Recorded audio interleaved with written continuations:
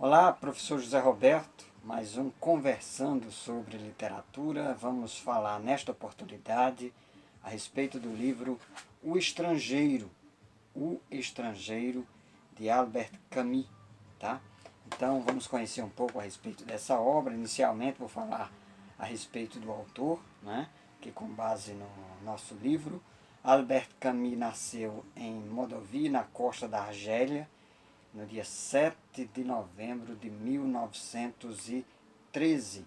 A perda do pai, um ano depois, fez com que sua mãe, Catherine Helene Sinte, se mudasse para Argel, para a casa de sua avó materna. A pobreza da família o levou a refletir sobre as condições nas quais ele vivia e por várias vezes ele chegou mesmo a pensar em abandonar a escola. Então, teve uma vida muito difícil, o Albert Camus, mas uma vez o professor Jean Granier possibilitou que esse jovem estudante, o Camus, seguisse adiante. E Camus formou-se em filosofia. Ele é muito conhecido como um filósofo existencialista. Fez mestrado, depois fez doutorado, e após o doutoramento ele não pôde lecionar, em virtude de sua saúde bastante precária. Ele foi acometido de tuberculose e a doença também impediu de praticar um dos esportes que ele mais amava, que era o futebol. Ele tinha pretensões de se tornar um jogador de futebol. Ele chegou a atuar como goleiro, né, na seleção universitária. Em 1949, quando esteve no Brasil para proferir uma palestra, ele pediu para ser levado a uma partida de futebol. Então, de fato, o Albert Camus era um apaixonado por futebol. O escritor se notabilizou na filosofia, também na literatura, ganhou o Nobel em 1957, morreu em um acidente de automóvel no dia 4 de janeiro de 1960. Escreveu várias obras, ele é conhecido por ter escrito A Peste, que é uma obra que se tem falado muito a respeito dela nesses dias. O Mito de Sísifo é uma obra também extraordinária, de cunho muito mais filosófico, escrita pelo Albert Camus, e tantas outras obras que ele escreveu. Mas ele acabou se notabilizando e se tornando conhecido por essa obra aqui, que é O Estrangeiro. Então, o que é que nós podemos dizer a respeito do Estrangeiro? Então, foi uma obra que foi lançada em 1942, é considerada a obra-prima.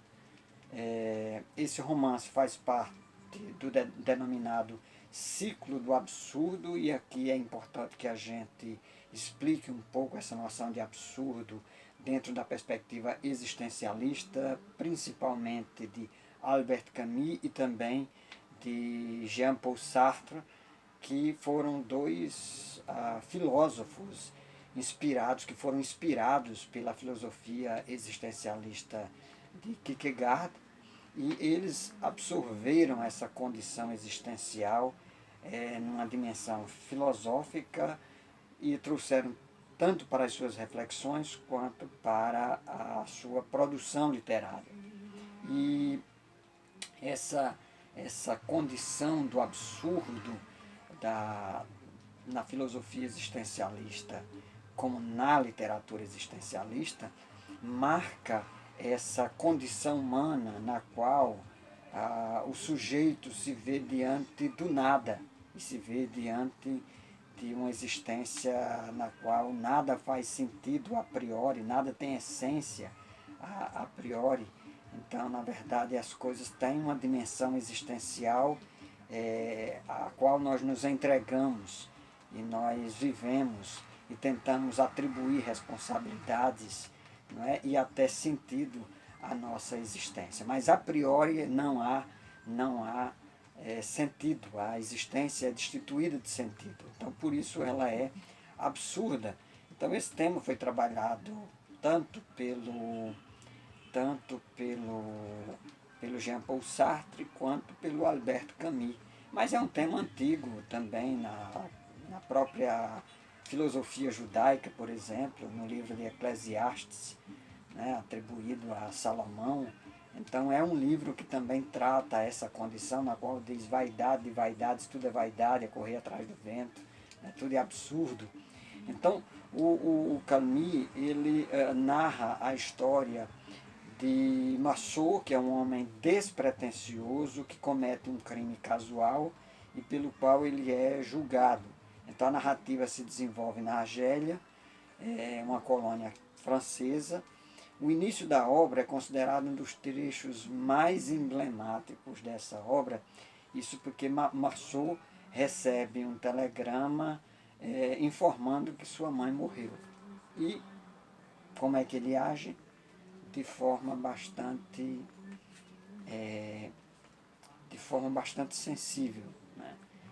Tanto faz, né? Tanto faz. As discussões sobre o crime cometido por esse personagem ocupam parte significativa do romance. Por que é que ele matou essa pessoa? Então ele matou por uma condição meramente fútil. E essa é a realidade existencial do ser humano, e do ser humano que não vê sentido na sua existência. A morte da sua mãe é indiferente. Então a justiça e também a religião acusam-no de ser um misantropo, alguém que não demonstra remorso, alguém que não tem sentimento, alguém que não tem sensibilidade. Então Marceau debate com um capelão também a existência de Deus e reconhece que o universo, ou a própria divindade, se existe, ela é indiferente à humanidade, ela não está preocupada, ela não dá a mínima para nós os seres humanos. Então essa é a condição do estrangeiro. Então o estrangeiro, ele não é apenas o Marceau, ele não é apenas um estrangeiro porque ele não é francês, ele é um estrangeiro porque ele é um estranho no mundo. Ele se sente deslocado, desposicionado, ele se encontra numa condição, eu gosto muito de utilizar essa palavra, talvez você já tenha ouvido algumas outras vezes eu utilizar aqui nos nossos vídeos anteriores, ele está numa condição paratópica, ele está num não lugar, ele está deslocado.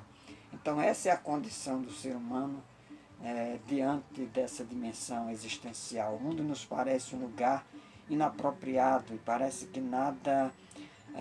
nós não nos ajustamos a nada. E esse personagem aqui, ele se sente desposicionado, fora do lugar, em uma paratopia, ele se sente estrangeiro mesmo, porque não entende o que é que ele está fazendo no mundo, o que é que ele está fazendo na existência. Ele matou uma pessoa sem a mínima justificativa e sem a mínima razão de ser e sem a mínima necessidade. Né? Se Deus existe, bem, ele não nos deu notícia, isso é o que ele pensa, né? E a morte dele mesmo, a morte de outras pessoas, parece ser algo banal, algo que não seja digno de destaque, até mesmo a morte da própria mãe. Então, o estrangeiro pressupõe, né, pelo próprio título da obra e na própria narrativa, provocar esse estranhamento, né? Esse estranhamento, lançando o leitor nessa condição absurda da existência. O foco do narrador em primeira pessoa faz com que o leitor se identifique com essa experiência do estrangeiro, do próprio personagem. A construção da obra, ela é tecida de modo a evitar relações de causa e efeito, de sentido, né? A fim de ressaltar a ausência de racionalidade. As coisas acontecem de forma casuais, né? Ou de forma despretensiosa, não há uma relação de causa e efeito. Isso fica evidente na desconsideração do próprio Marceau, desse personagem, que não respeita regras, ele se coloca acima de tudo e de todos, ele não tem respeito pelo outro, ele está no mundo sem Deus, né? E se fala em Deus, fala-se da boca para fora, né? Então é uma condição humana na qual nada faz sentido. Então, para Marceau, nada na vida, absolutamente nada na vida faz sentido. Existir é algo absurdo. Os acontecimentos são fortuitos. Amizade, amor, expressões como tanto faz, são repetidas várias vezes no romance. Não importam, são recorrentes na narrativa. Ele é insensível. Morreu um, morreu dois, três, quatro, cinco, seis, 500 mil, não faz diferença, né? Porque ele é estrangeiro, ele é estranho, ele é insensível à condição humana. Então, resta ao ser humano, portanto, diante dessa condição, isso é o que o personagem coloca aqui, não lhe resta outra alternativa senão o prazer. E o prazer efêmero, o prazer passageiro, a busca pela satisfação que a natureza proporciona. Isso faz com que o personagem não tenha pretensões metafísicas, mostre-se estranho a toda e qualquer expectativa transcendente. E por não acreditar em Deus, ele não tem esperança. O pecado para ele não passa de uma avaliação exterior do outro, do ser humano, e a culpa é uma realidade que ele não pode experimentar. Então é uma obra extraordinária. Então está aqui, eu indico para vocês O Estrangeiro, do Albert Camus. Tá? Essa edição aqui é uma edição que foi publicada pela editora Record, e essa tradução aqui é de Valérie Rumjanek. Né?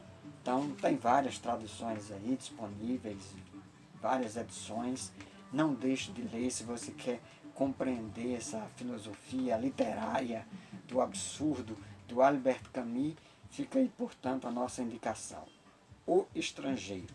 Obrigado pela sua atenção. Não deixe de dar o seu joia, de deixar o seu like aí no nosso vídeo, compartilhar com quem gosta de literatura, divulgar o nosso canal. Muito obrigado pela sua audiência, pelo seu acompanhamento. Professor José Roberto em mais um Conversando sobre Literatura. Até o nosso próximo vídeo.